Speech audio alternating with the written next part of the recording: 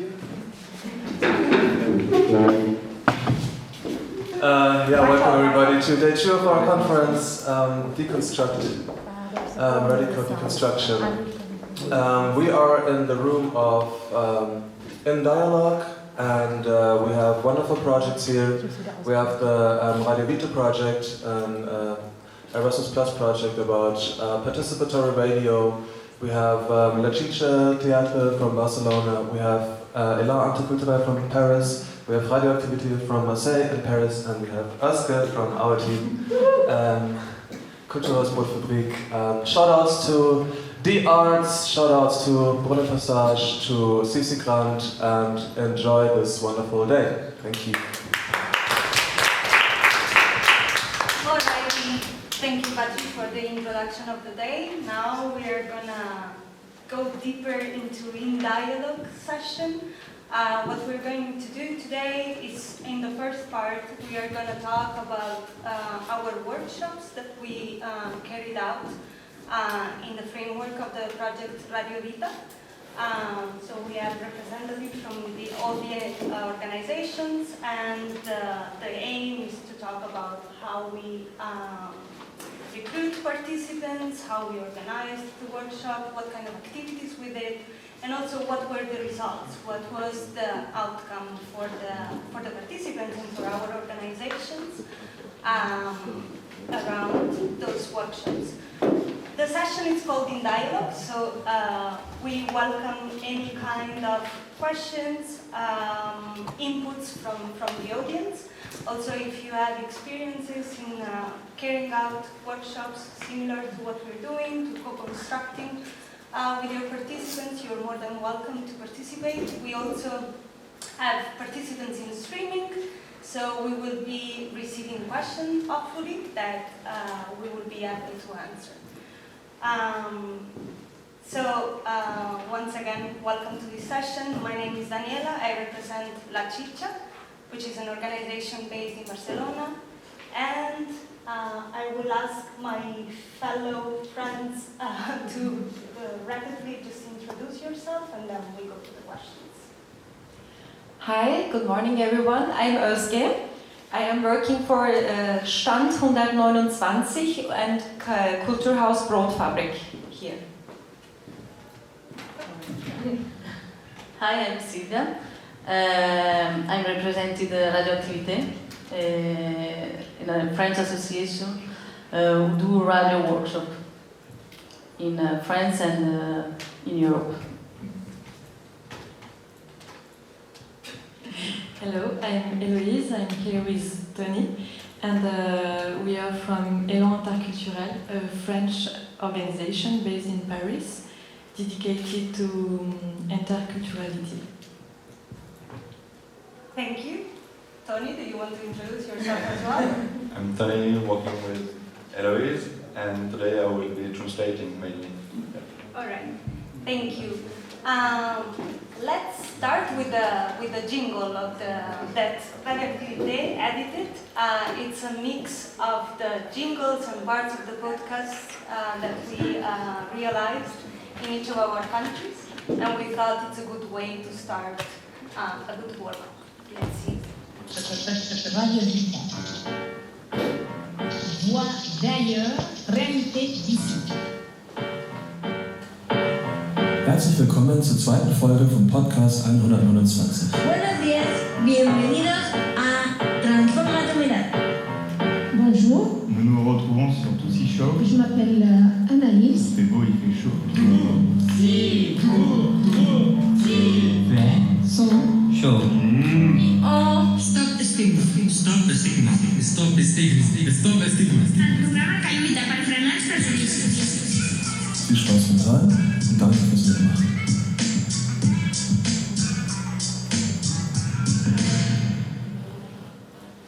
Alrighty, thank you. So, why are we listening to this? Because, first of all, because we like it very much, and also because it's one of the results of our project. The workshops and the entire Radio-Vita project was meant to give voice to people that feel unrepresented in the mainstream. So what does that mean? It means that in the mainstream, many times, we hear talking about groups which are labeled as migrants or LGBTQ plus group, people with disabilities. But we never or very rarely have the opportunity to hear, to listen, to watch what they think, how they identify, what they feel like they should be represented. So this was basically the aim of the project. Was like the first part was to work with those groups and make a product that can be shown, listened to, that can make awareness in the public, but also that can recognize the role of everyone in this society. On the other side, we also aimed to share our methodologies for fellow adult trainers to work with groups. So let's go into it and see what we did and how we did it. So the first question is for Oscar from Stand, and it will be about recruitment. So we will be interested in hearing about how the recruitment phase worked for Stand. What participants did you have? What kind of group did you work with? Stand 129 ist ein Kunst- und Kulturprojekt von Caritas, and we are based on the 10th district of Vienna, where you can see several different communities, where you can hear more than 70 different languages in a day. And when we started to join Radio Vita, we wanted to talk with several people to give them a free space that they are more heard. And what we decided at the beginning, it changed a lot, but I start from the beginning, we wanted to cooperate with an organization which is called Faltenrock FM. They are making radio broadcasts with people, elderly people, which are living in nursing homes. They are making great podcasts and broadcasts with them, and we cooperated with them. And then a second organization, we wanted to also invite another organization which is called Interface. This is an organization also working in Vienna. They work with the young people who are completely new in Vienna, and they are making educational activities with them. We cooperated with them, we had several meetings, everything was ready, and suddenly COVID-19 occurred. We had to cancel everything, and we were thinking, oh God, everyone is at home, we cannot reach people, how we will make our workshops. But just after this, in the summer of 2020, like mostly of all around the world, Black Lives Matter protests took place in Vienna. And during this protest, there were much more new voices, groups, discussion groups, associations, initiatives came up. And we realized that these groups need more place to be heard, to be visible, to be seen. And then we cooperate with them. And we realized our workshops meet with a group of 12, 13 young black people who are living in Austria, in Vienna. Shortly, I can say. All right. Thank you, Oscar. Well, actually, COVID and the pandemic changed all of our lives. I think this is needless to say, and it had effects also on how we carried out our projects. For some organization a little bit more, for some organization a little bit less, depending on what was the format that we had already decided. But thank you also for sharing the pre and the post part to see that also through the pandemic things were done in a different way, but they could still be done. Mm-hmm. So I think this is a great learning also, like a little bit to adapt to the situation. Thanks. I don't know if you wanted now to show, to hear also to the... Should I talk about more about the workshops or what we did, or...? Maybe we will go later on the questions. Those are questions that I'm asking you directly, but I invite you all to add stuff if you feel like it, and also, as I said before, to the audience if you want to ask questions about what we're talking about. So let's go to the second part. Radio-Activité. Radio-Activité brought the expertise of working with radio workshops within the Radio Vita group.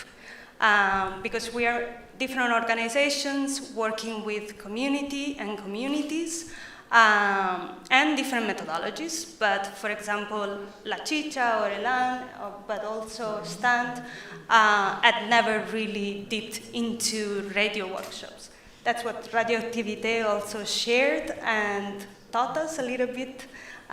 So I would ask you, Seilvia, how did you prepare the workshops, and what are the main activities that you did, like in the framework of the radio workshops, so we can understand a little bit more? Okay. I go to speak French and Tony translate for me.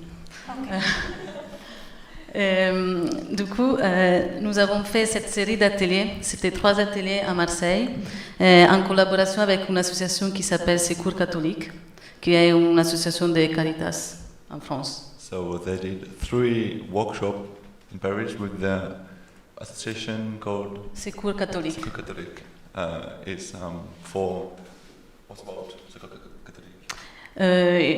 C'est une association qui travaille avec différents profils de gens. They help different kind of people in a daily basis. Et pour cette série d'ateliers, ils ont recruté 6 femmes, 6 mamans qui ne travaillent pas pendant la journée et qui se sont isolées de la société. So Secours catholique recruited 6 women, they were mothers, who don't work, and so they had free time to participate. Du coup, on s'est retrouvés 3 fois le matin pour 2h30 pour faire du coup cette série d'ateliers. They met 3 times for 2 hours and a half workshops. Et pour préparer les ateliers, avec 2 autres bénévoles de l'association, nous avons adapté vraiment les activités au profil de ces femmes. Radio-Activité, with the help of 2 volunteers, adapted the workshops for this profile of mothers. Parce que c'est des femmes, il y avait une femme française et les autres étaient étrangères, du coup il y avait une albanaise, une marocaine, une tunisienne, une algérienne. Okay, there were, among the women, there were 1 French woman, an Albanian one, a Tunisian one, Algerian. Elles se sont pas intégrées dans la société et du coup pour elles c'était vraiment une occasion, une opportunité pour s'exprimer, pour parler de sujets dont normalement elles n'ont pas l'occasion de parler. As they are not integrated in society, it was for them the occasion to speak, to express what they felt. Et pour faire ça, on a fait un premier atelier, parce qu'en fait l'idée c'était de faire une émission radio à la fin des 3 ateliers.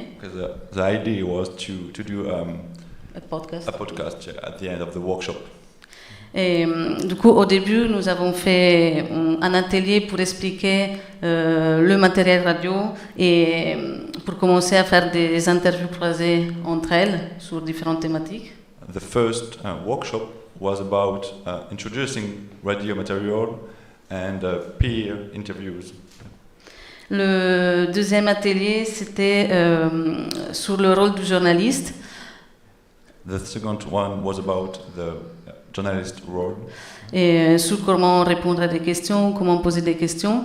Et nous avons écouté 3 podcasts. Du coup, on a fait une sorte de séance d'écoute où elles avaient l'opportunité de réagir sur ces podcasts qu'on a écoutés.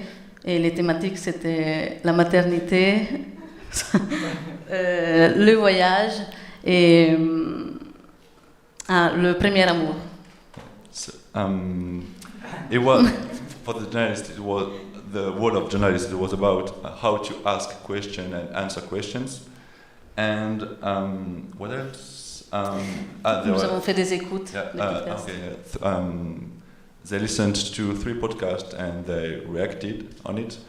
And finally, there were 3 main themes that were maternity, travel, and first love. Ok. Et le troisième atelier, donc, c'était l'émission radio que nous avions enregistrée et dont nous avons créé un podcast.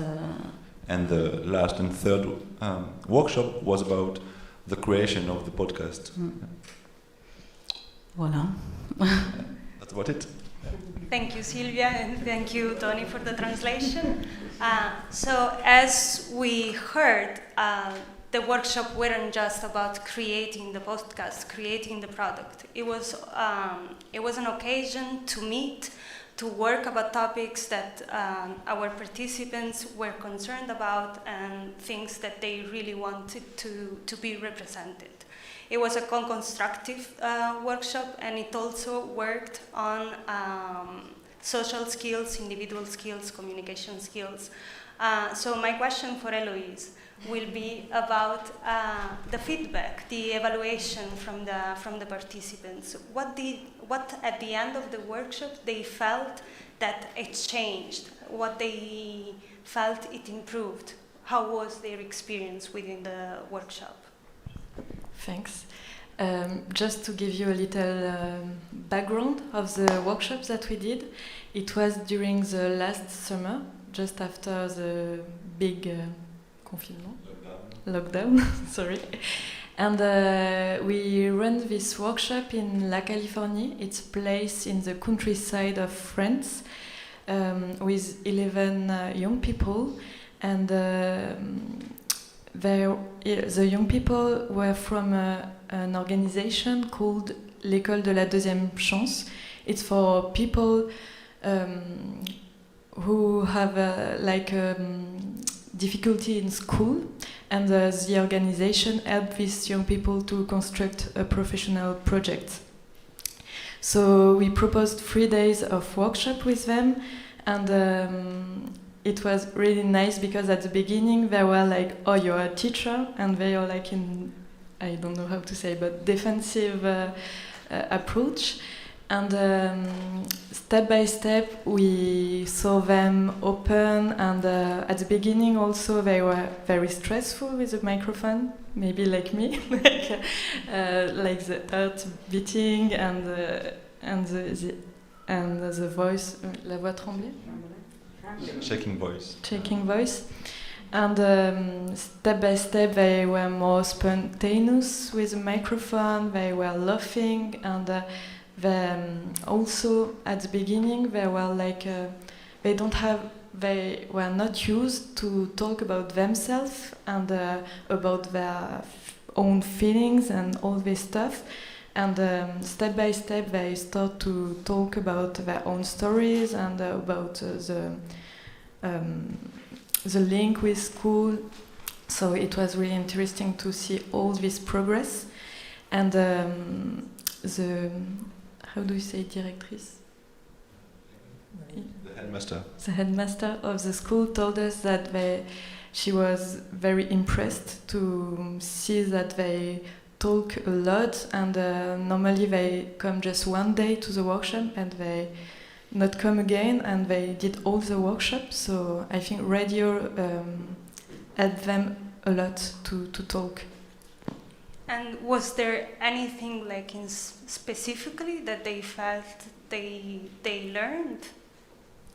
In fact, they were very interested by the materials of radio and about the digital competencies.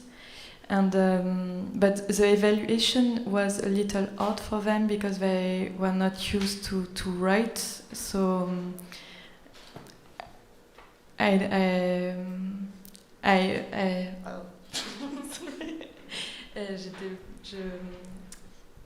j'étais plus dans j'ai remarqué plus dans l'observation que par l'évaluation. It was more about observation than writing evaluation, basically. Yeah. Thank you, Eloise. You're welcome. It is in fact like that, because when we build our workshop, we have the different phases. We're like the warm up, and then we talk like about the methodologies, and then we go deeper into the contents.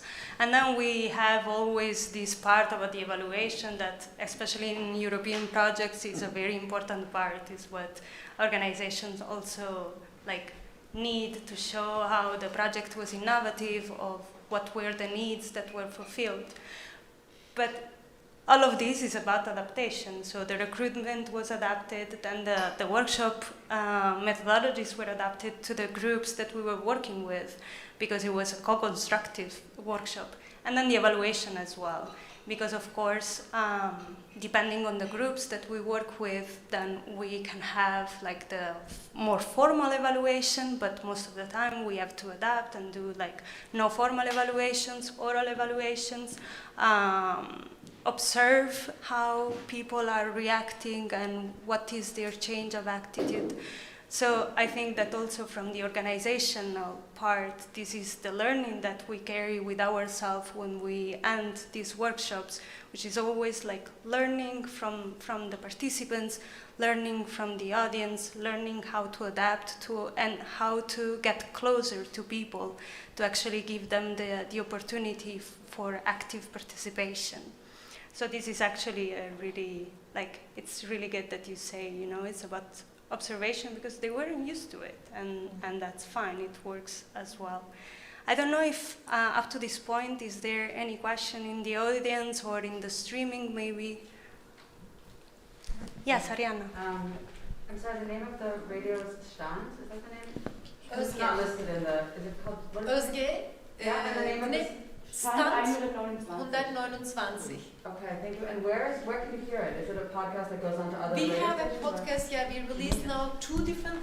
We had at the end of the workshops 2 different podcasts, each are 35 minutes. They are now on Spotify to hear, and they will be also soon at the homepage of Radio Vita. Okay. Yeah, actually, all of our organization produced some workshops. So we have, like, in the podcasts are obviously in our languages.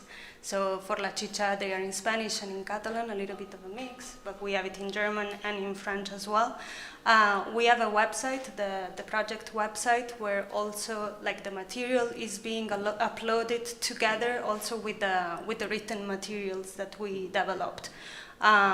Which, for example, what we're talking about today, it will be on the second document that we produced, which is Making Voices Be Heard, which is a collection of case studies where we talk about our organization. It's a little bit what we are sharing here today.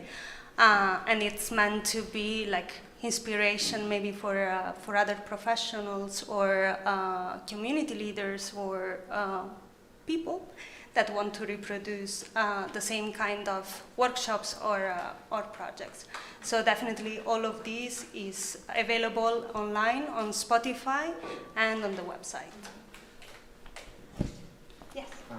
What kind of workshop did you do in Barcelona? Okay.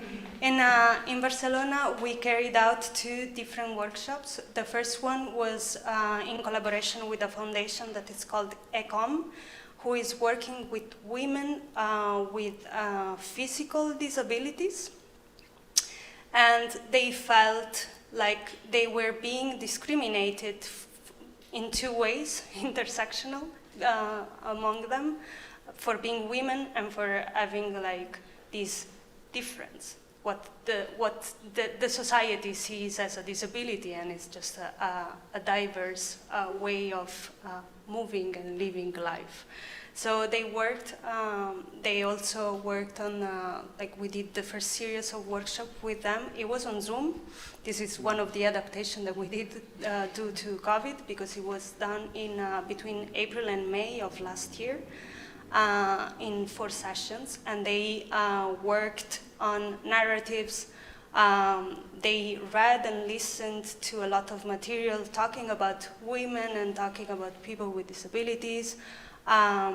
They went deeper into the emotions that they felt. There was also like something very interesting to me that they worked on, which is how does society teaches us to be women, to be girls, since we are very young.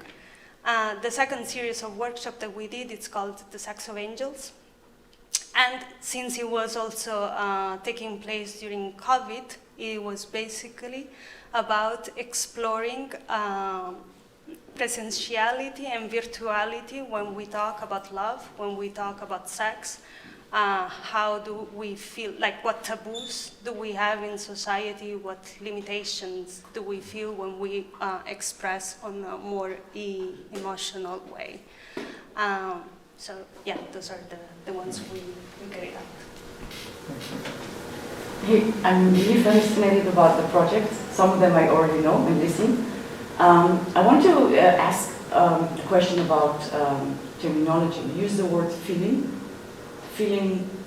structure of suppression, and I would like to understand why specifically this word, because sometimes it's not just a feeling, it's a fact that it is. So, it is for me?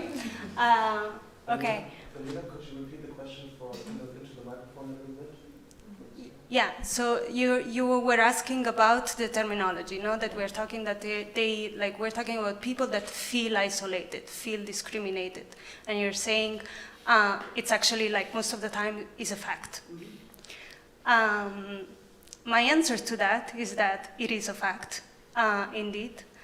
But what we wanted to work on is that since we plant little seeds, so we cannot suddenly and through a workshop change society or how everybody else besides the group sees the group. What we can start working on is the empowerment, is the self-consciousness of what we are, of how we like to be represented, of what and where is our identity. And through this empowerment, then go to the world and say, hey, I'm here, I'm this way, this is my identity, and the way you're representing me, it doesn't coincide with what I feel I am. I don't know if that answers the questions, but it's kind of like it's an approach from the inside, let's say.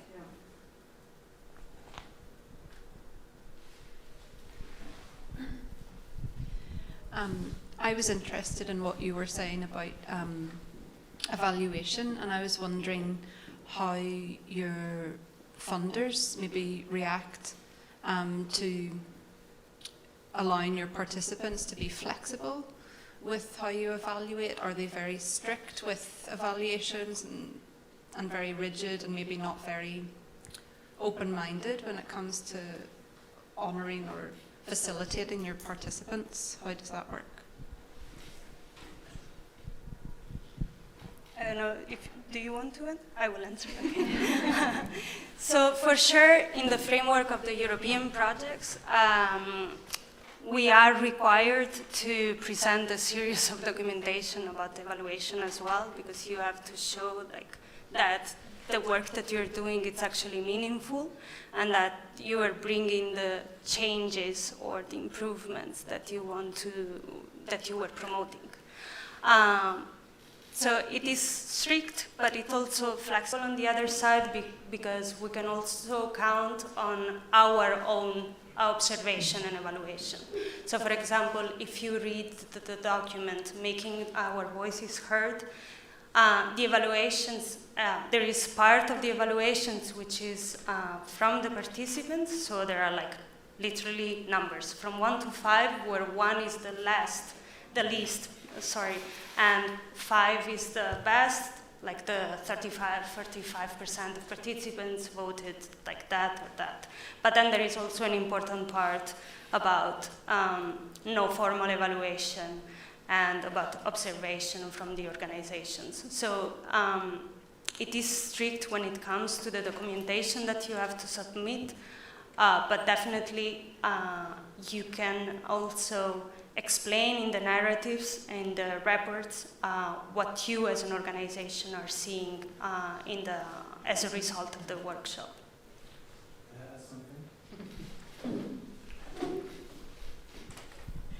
I was also part of the workshops here, the radio workshops, and also part of the evaluation and part of assessing the impact of these workshops, of course, are the actual shows that are being produced, because they were structured in a way that participants should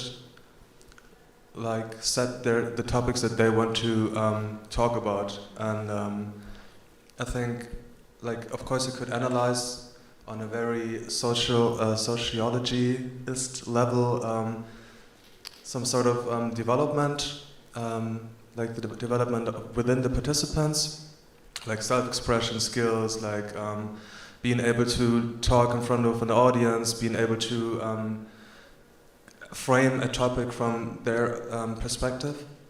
But of course we don't have to do this. We don't have to somehow make a qualitative analysis of their shows. But I think this could be a very important factor when assessing the success of a workshop, is assessing the actual output that is being created, which is the radio show. Thank you, Pachi. I would like to add something to Pachi also. Now, after the workshops that we made in Vienna, they are officially over now, but the group is still together and they're producing new podcasts. They are working together now. This is also important for informal evaluation. And that's a great impact, actually. Yes. I have a question about the product. Do you want to come? So I have a question about the actual podcasts, because podcasts are an interesting thing at this point. I love podcasts. It's one of my favorite things in the world. And at the same time, one could also say that we're oversaturated with podcasts at the moment. It's a lot of output. And the only negative side to that, I think, is how do you find these things? And my question is also if you've been working with, I don't know, media partners trying to bring, let's say, the marginalized topics into the mainstream. How can there get more visibility to these things you're creating? I can tell you about our experience in Barcelona, well, in Catalonia, and we are through the development of the podcast, we were also collaborating with the radio. It's a public radio from a town that it's called Mataró. It's like 45 kilometers from Barcelona, maybe. So they actually helped us also editing and producing the podcast, and they were online. They were online on their website. They broadcasted it in their programs, both in television and in radio, as a way to reach also the general public, to actually making these voices be heard. I don't know if somebody else wants to share what you did in your countries for dissemination of the podcast.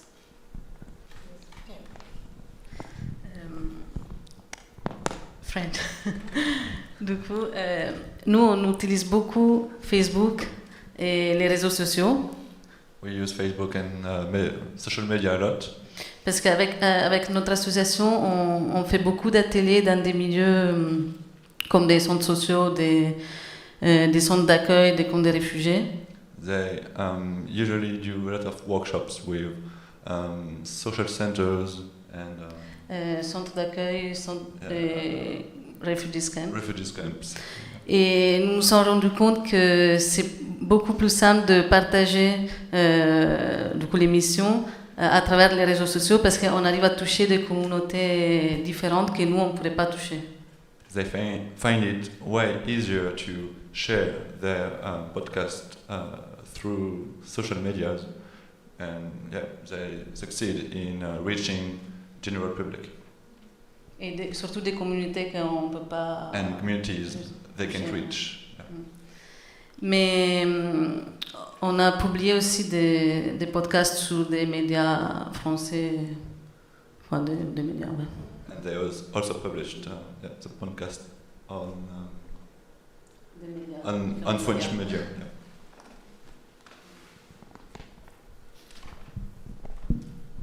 Just to add something, also for us, the podcast is not the aim. The radio is like a pretext to talk to each other, to have a dialogue, but we are not focused on what we can do to have a beautiful podcast, for example. And it's also the creation of the podcast is also for the participants in the first aim.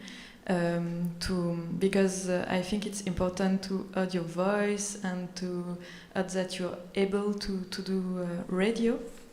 So for my side, I didn't focus a lot of how I will spread the podcast.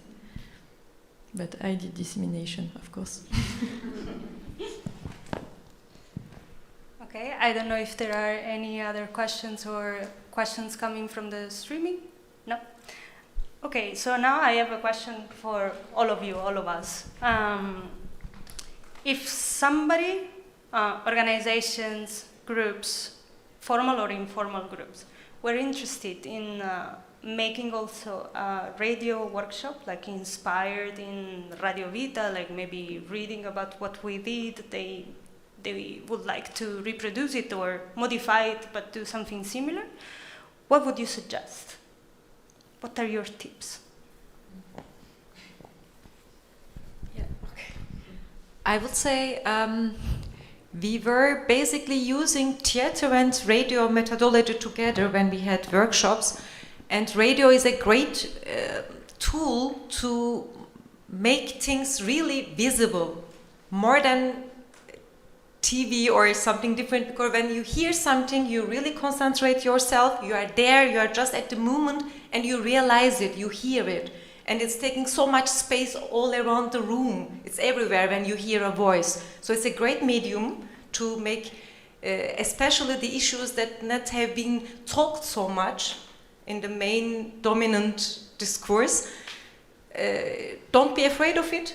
Start and just courage, I would say. Start to talk and you find your way with it. And you certainly, most of you also use theater methodology because to be at the moment, to use your voice, to use your body, such exercises were very helpful for our participants in Vienna, that they were realizing what I do with my voice when I say this in this way, what happens by the audience when they hear me.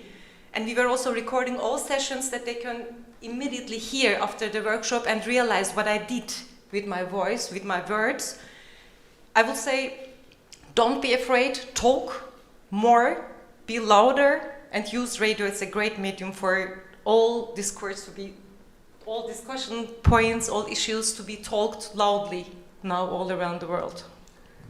Thank you. I think you tackled actually a really, really important thing, which is radio actually, it does have like the power to make the voice be heard, but not just the voice, but what you are saying with your voice.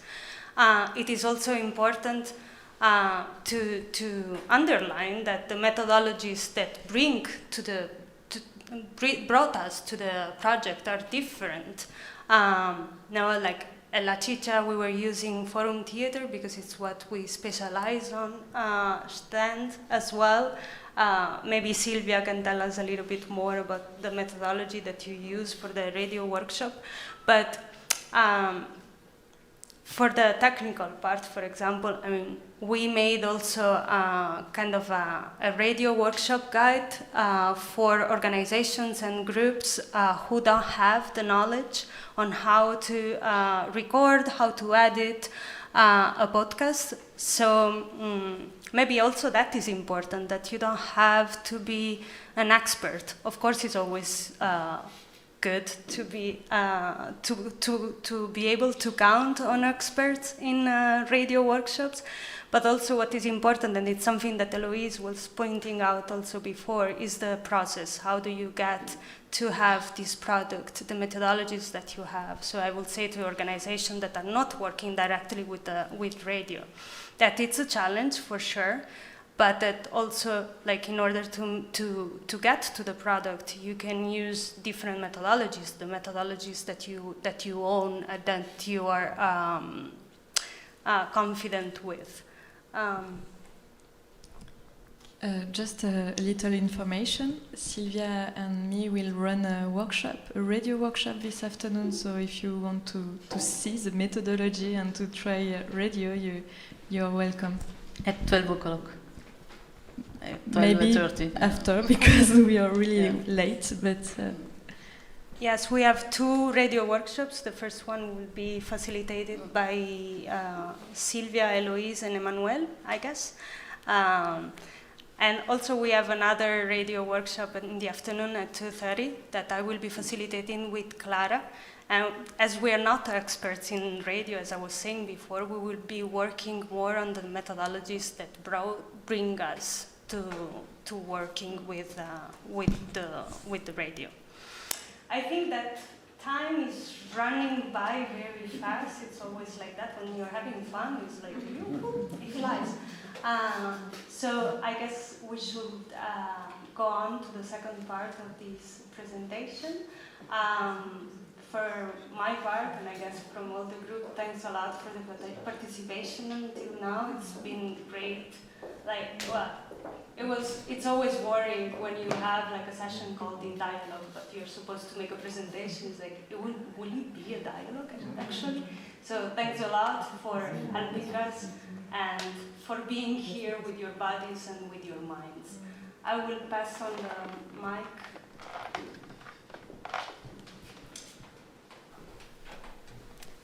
Emmanuel.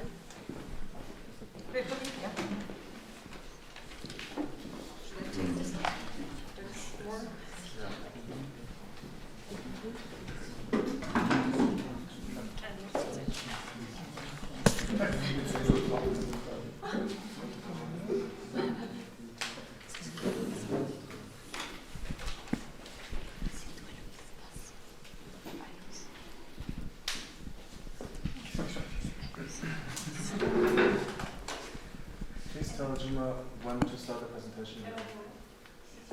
Yes, you can.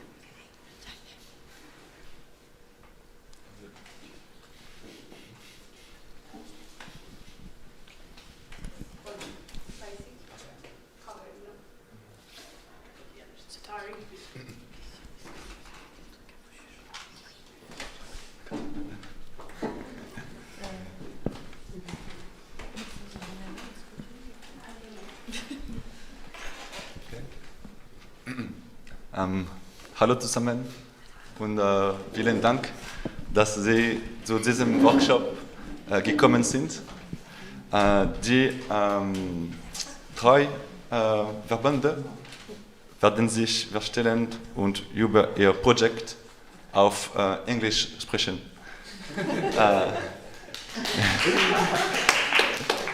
Das ist Antoine von Radio-Activité, Eloise von Elan, Daniela von V.I.T.A und wir sind Emmanuel from Radio-Activité und Tony von Elan. Do you want to ask the first question? So we will start with questions, and the first question is, can you shortly introduce your organization you are working in?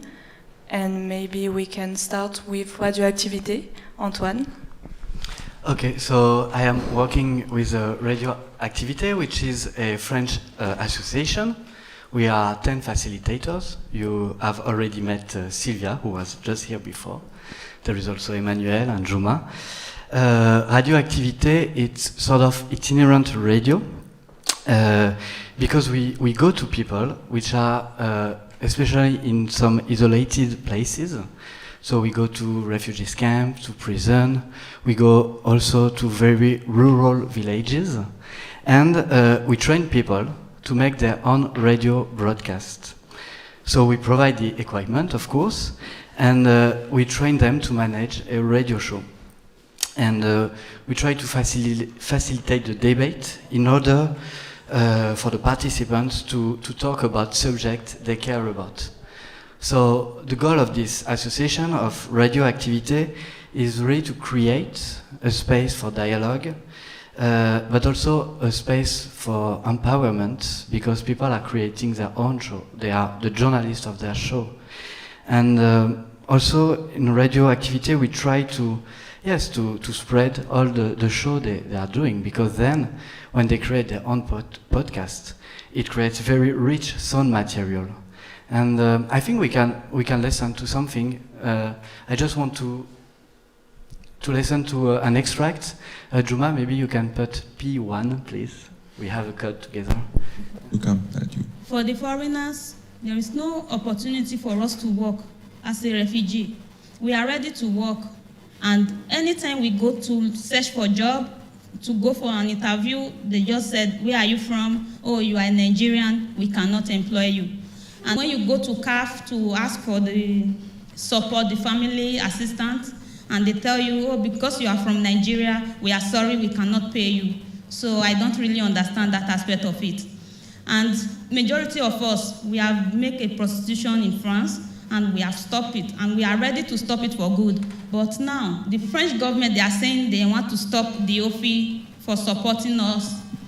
But I think it's really not a good idea, because if you stop the money, if you stop paying us this little assistance you people are rendering us, I believe majority of us, we are ready to go back to make this prostitution, because with this money, we buy food, we buy clothes, we take care of ourselves, and we are happy. But now we are not working, and there's no money, no assistance coming, then I think it will be difficult for us to live here in France.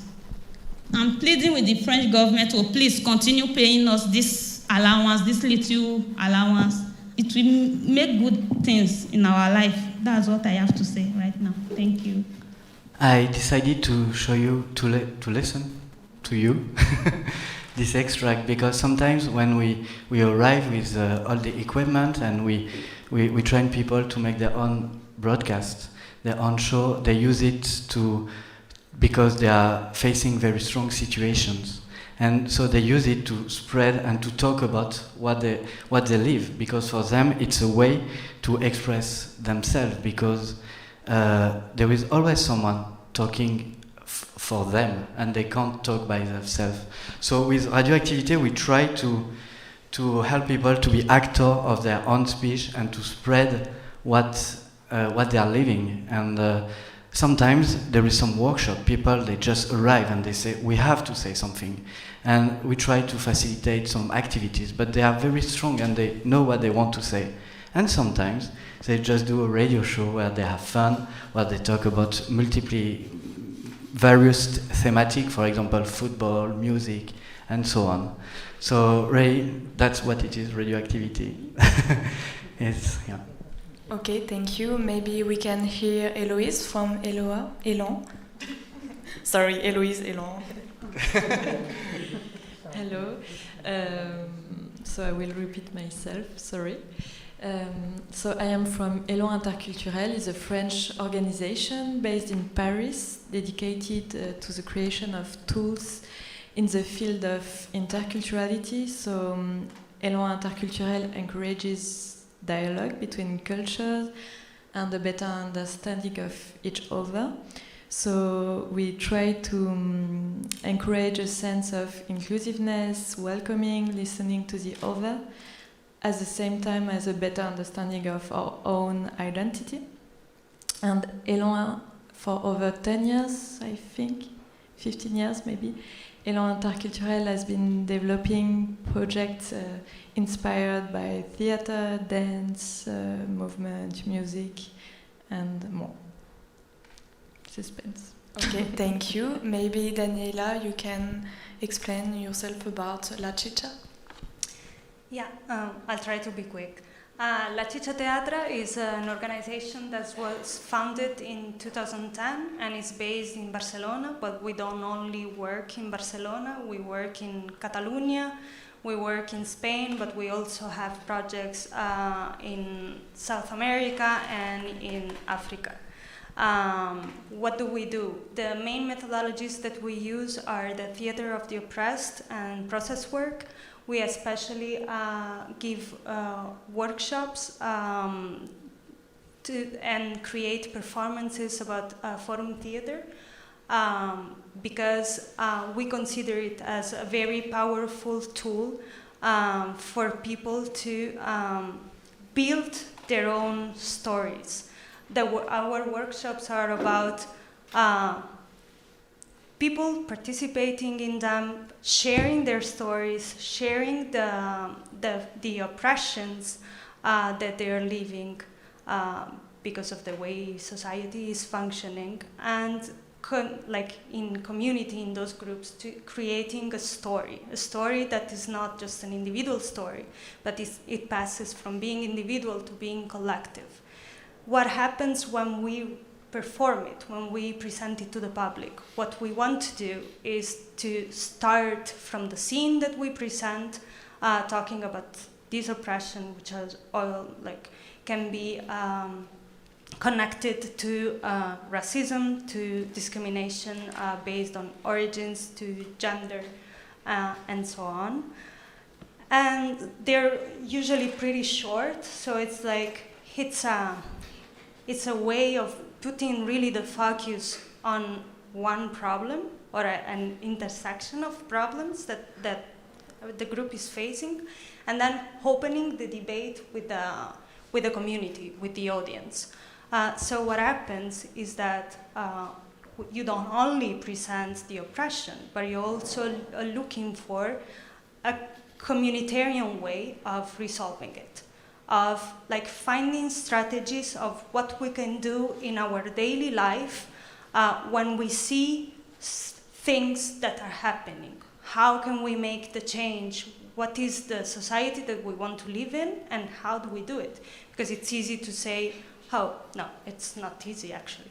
But it would be like the base is, I'm oppressed for this reason, and I have this difficulty. I'm facing this discrimination. But then the real challenge is to have a community that accompanies you to find strategies to come out of it, to make yourself being visible, and to have the support of people that are either living the same situation or are at least acknowledging that exists and that needs to be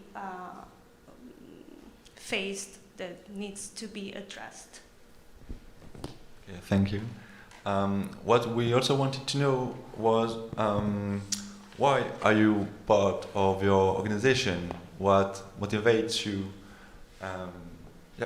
Daniela, do you want to keep going on? Well, I think I said a lot. Actually, I promised to be short, and I wasn't. But that's also my motivation there. That's what I believe in. That's why I'm part of La Chicha, because I see the power that it has. When I arrived to Barcelona, La Chicha Teatre was one of the first organizations that I met through the Theater of the Oppressed. And I always looked at La Chicha like, they're doing something that is meaningful. They're doing something that I see it as an impact. Like when you get out of the room, when you get out of the performance, you keep thinking about it. You're like, I'm part of this and I want to change this, and how do I do it? And it's very inspiring. All the suggestions that come from the audience are very inspiring and actually they make them want to keep working. That's my main motivation, really. Like, I see the power of the methodology, and I really believe in it. And at the moment, I couldn't do anything different, I feel. Great. Eloise, do you want to share with us? Yes, but it's difficult to have the same passionate speech. Sorry, I will try. So I was a student in fine arts in France, and I was really interested by participatory art and how to create safe and horizontal space to to engage people to a common creation. And at the same time, I was really interested to the issues related to sexuality and intimacy as a young woman myself. So when I finished my studies, I decided to become a volunteer in Elan Interculturel, because I would like also to have a more inclusive approach in my work. And I thought it would be for 6 months, and now it will. I am in Elan since 4 or 5 years, and I really like to coordinate projects, and international and European projects related to sexuality and gender. And Antoine, yeah. I am a journalist, and when I've created Radio-Activité 5 years ago, I was a bit tired of going to people and making interviews just one by one, and people were telling how difficult was their life. I was just listening and then broadcasted, and I felt that something was missing actually. And so with Radio-Activité, I wanted to to do things where people can be actor of their speech, as I said, but in group, let's say this way. And this, as a journalist, it's not possible, or it's very rare. So I wanted to, in one way, to share what I know in radio with people that I was interviewing, but also that they are I wanted them to create their own radio, because I think in group they can speak for themselves and they can find solutions and they can explain what they live, they can talk about what they want, way better than I can do as a journalist, I think. So yeah, I wanted to use radio like like an excuse to create a group of people to talk together and have a beautiful podcast at the end. Good excuse. Yeah. Thank you. Okay, thank you. And can you share with us some projects that you are working on? Maybe we can start with you, Antoine, and Radio-Activité. Sure. There is some pictures, so Juma, you can put it. We have a project that here you have just some picture of workshops. There is some workshop. We just go once to some place, and in few hours, people create their own broadcast. Just in few hours, and it's very interesting because you go somewhere and people can do something which they care about just in one day, just like that. But sometimes it's a bit frustrating. So that's why we have created like a radio box, which is autonomous studio. And in some places, we just give this autonomous radio studio, so people can do their own radio show alone. Like we just give the equipment, we train them, and then we leave. And they have all the material to run by themselves. And maybe Juma, you can put the pictures of the radio box so people can see it. So you see, it's a very small box.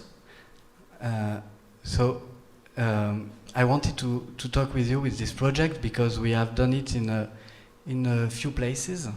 We have done it in Lebanon, for example, at the border with Syria, and it was some women, they got this box, and now they are running their own radio show, talking about what is important for them.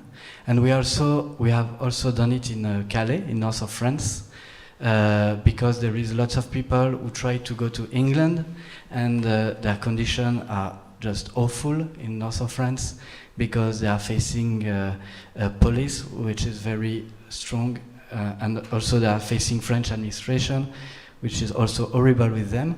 So the conditions in Calais are very difficult, and we went there and we talked a lot with people to see how a radio could help. And we had lots of discussion because actually we have our idea how a radio could help in Calais. But of course it was not a good idea. So we discussed with people, and finally we have done a radio which was working through WhatsApp.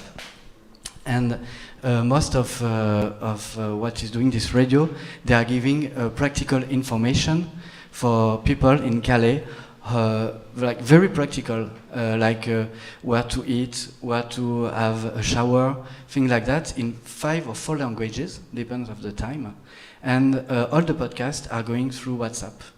And also there is some normal, regular program where people speak about what they want, about music, about stuff. And also there is this program with all basic and very important information in such a place. So this was the project I wanted to talk about. And the radio, of course, is still going there because they have their own radio box, so they can manage on their own. Okay, thank you. And maybe Daniela, can you talk us about your projects in La Chicha? Yes, could we show the website, please? So La Chicha is working right now on several European projects, but also local and international. This is one of the projects that we started in 2020. It's called Rebella. The full name is Religion, Beliefs and Laicity in Cultural Heritage to Foster Social Inclusion in Adult Trainings. What does this mean? It means that we are very used to be very Eurocentric. We're very used to talk about Spanish culture, French culture, Hungarian culture, and we sometimes forget that all those cultures are actually a big puzzle of many other things that come from our traditions, from our history, from influences that come from other parts of the world, but especially we're forgetting about the reality, which is that in Spain, not only Spanish people live, in France, not only French people live, and so on. So this project aims to actually foster the presence of the different cultures that are part of this puzzle, promoting them as a base for people to realize that there are other realities that they can come together. And it's especially focused on religion and culture. I will read a data that was actually the inspiration for the project in order to be a little bit precise. So in a training group with 15 adults, in Spain, 3 participants will feel uncomfortable with a Muslim or a Roma peer in the group. In France, 2. 3 in the Netherlands. In Hungary, more than half the group will be uncomfortable with either a Muslim or a Roma peer. So what does this mean? That really we need to acknowledge, we need to generate the interest in getting to know the other people, the other cultures, and foster more inclusion, being all part of this. In order to show you a little bit more of the project, instead of just talking about it, I would ask to play the video, please. It's a video that was made by our partner in Amsterdam, showing, one of the workshops that they did. Okay, thank you. Maybe Eloise, can you tell us about the Elan? surprise? Juma, could you open the document called Elan Interculturel? Thank you. So I would like to present you the project Draw Your Lines of Safety, and you can see that I am doing dissemination. So Draw Your Lines of Safety is an European project that sorry, I lost my words. This project is exploring through mediation artistic challenges related to sexuality and intimacy that young people face. So during 2 years, yes, we combining a theoretical and practical approach to develop activities to engage young people in these issues. Yes. So we created 4 manuals. The first is an online theoretical manual about the origin of sexual violence, and we have a focus on perpetrators, and it's just a text, and you can find different expertise of professional, because we work with Italy, Hungary, England and Netherlands. The second manual is a toolkit, so you can find theoretical part and also activities that you can do with young people. So it's about the representation of victim and perpetrator and on the media, and we try to have a focus on racism and xenophobia, because in France the machism and the sexual violence in the media is represented, I don't know how to say in English, but migrant and on migrant people. And we have a third manual called Intimate Interactional Empowerment, and you can find a lot of different activity to talk about consent, for example, and how to have a healthy relationship. And we used theater activity, movement, voice, and radio. And the last one is how to create a campaign to promote gender equality. So you can find different activities too. And I think, Eloise, you have an important moment related to draw. Yes, thanks, Tony. Please more about it. So I would like to talk to you a little bit about the workshops that we did in Paris.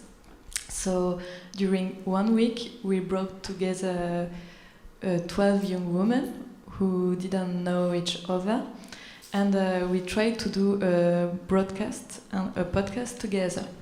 So we used artistic mediation and radio. So I would like to share to you just one activity that we did. So maybe Tony, you can help me for translation. Okay. So we asked to the girl to draw the line of the body outline. Thank you. Seems very simple.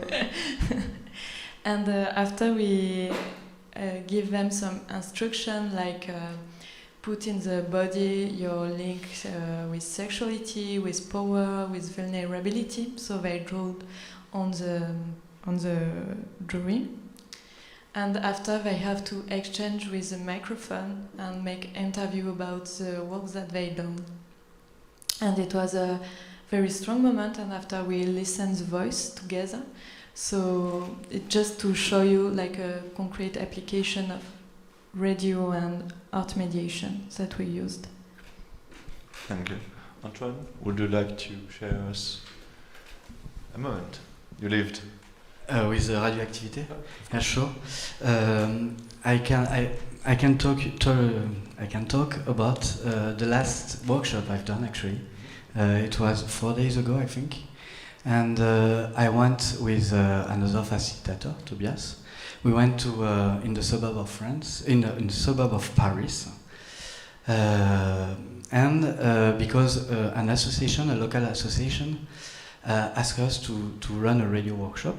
It's a local association which organizes activities in this suburb, just because actually there's not a lot happen. So they do like simple, actually, activities like barbecue, football game, and it works. The association is doing a great job. So they told us maybe you can come and do a workshop with a man who have children, and so we went there, and we were in the building in a very small room, respecting of course all the social distances.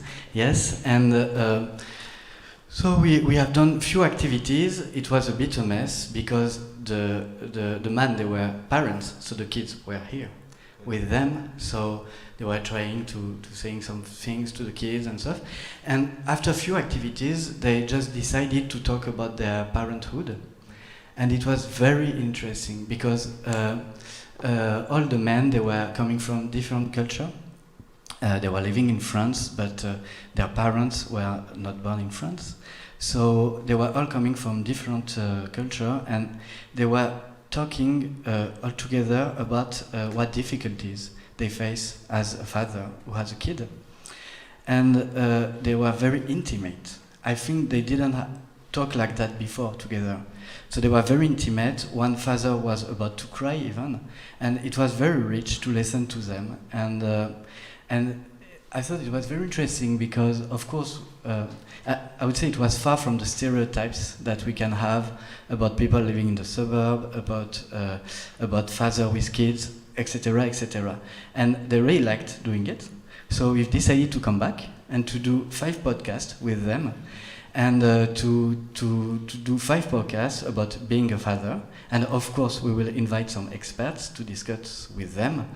And it's the beginning of something with them, and it was very interesting. So it's a good moment, and I thought, wow, it's interesting because thanks to the radio, they have the possibility to talk together. Of course, they have in their life to talk together, but there, because of the radio, they've done it. So it brings some topics, they talk about it, and it was very rich. Okay, thank you.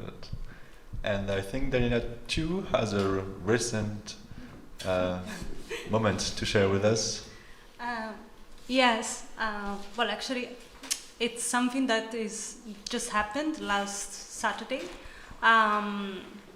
We had La.Chicha has two main big performances every year. One is called Forum Theater Marathon, and the other one is a masterclass of Forum Theater. And just last week we had the marathon, which is called a marathon because it's actually like all day presenting theater pieces one after the other, and involving the audience. As I was saying before, it's not just about presenting it, but also about creating a dialogue, a debate with people that are assisting and participating, which we call spect actors. So they're not just spectators, but they're also actors. This year, this was like one of the events that we created in the framework of another project, another European project, which is called KOBU, which is about working on the self-managed volunteers groups.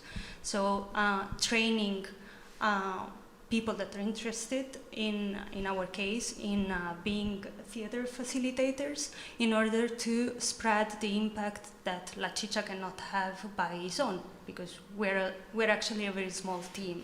So we felt the need to have more people that could use the same methodology around the city and around the Catalonia. So we trained 32 people to be facilitators, but in this case, in the marathon, they were actors and performing on stage. But what is the best thing about it? Why am I talking about it if they ask me about a good memory? Because it was the first event that we organized after the pandemic. It was in Barcelona, we're still wearing masks in the street. A lot of reunion meetings are still forbidden in order to respect the distances and so on. So this year we contacted, with the help of the city council, we could do this event in a park. So it was an open space in order to have people without a strict limitation of participants. And it blew our minds when we saw 130 people attending the event, and not only attending, participating from 4 in the afternoon until 9 at night, and continuously participating. It was we were focusing on stereotypes and discrimination connected to the origins. So we were talking a lot about color, about accents, about languages, about how do people see us according to the way we look. And it was just so wonderful to see how people were there, but to be part of it. So we don't only had the debates, but we always invite also people to interchange with an actor. So if we are presenting a scene of oppression, then we ask people what we could do about it, what is happening, do you have this in your experience, have you seen it in your neighborhood, can you change the situation, come up to the stage if you like it, and change it. Change the dialogue, change what society is talking about. And it was just really, really good, the way that people were participating and so many ideas that came out. So this is my most recent memory I wanted to share. Thanks a lot. Thank you for your answers all. And now the floor is yours. So is there any questions in the audience or on YouTube? Do you want to share a moment too, or react to something that has been said? Okay, no one. That's fine. In that case, we'll let Antoine say a word before. Yes, just to tell you that we are going to organize an event in Paris. So I just want to invite all the people who are looking at us on the internet and all the people of Vienna, of course. So we will organize a radio event in Paris the 19th of September. Elan will be there also, will help us. And during this event, you will have the possibility to listen to what I've talked about, to many programs which were created by people. And and it will give you a clue of how it's working, because of course the program created by the people are very interesting to listen to. And so come in Paris, 19th of September. You will listen some program of Radio Vita and also other programs, so you're welcome. Is it online or is it only live and in person? We don't know yet. Maybe it will be online, because now it's online and it looks pretty interesting, so why not? Yeah. And just to say, if you want to talk with us after the meeting, don't hesitate. If you're not afraid by my English. Thank you. Thank you.